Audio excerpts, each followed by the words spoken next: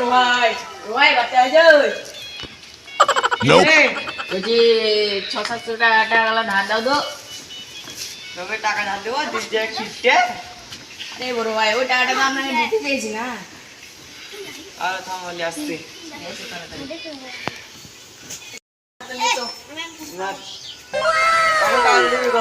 ওই ধরো 2-3 দিনের মধ্যে দিয়ে দেবো। হ্যাঁ দেখবি। ধরো 500 দিন দিয়ে দেবো। হ্যাঁ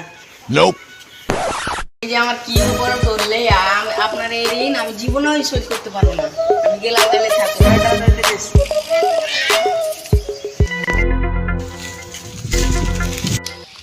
এই ছোড়া তুই একদিন 14-15 দিন করে টাকাটা নিলি।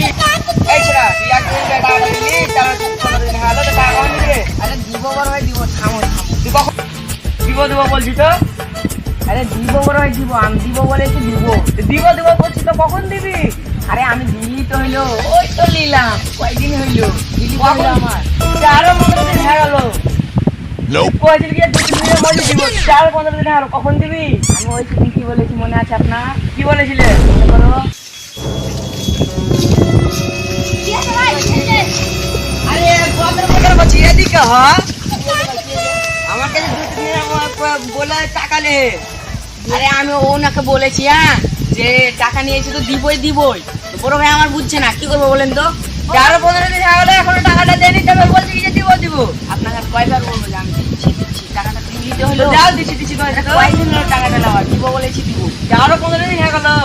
আমার টাকাটা কাজ যায় নাকি? 13-15 দিন বলছে।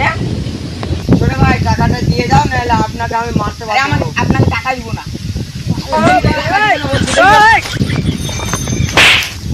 কি করে?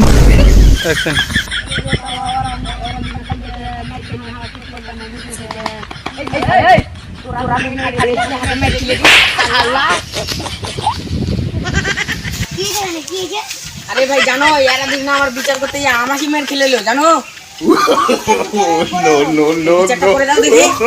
আর কি আমি একজন বড় ভাইয়ের কাছে টাকা নিয়েছি 600 টাকা। উনি বলছে টাকাটা দেন, আমি বলছি দিচ্ছি, বুঝলেন কি না? তারপরে এরা বলছে আমি বিচার করতেছি। এরা কি বলবে? উনি তো আমাকে তেরে মারতে, তুমি তো আমাকে মারতে উঠেছিলে। ছেলে ছেলে যেয়ে দেবো, কি বলেছিলাম? যে দেখুন না চলো এই বড় বিচার কি বলেছে আপনি বিচার করেন।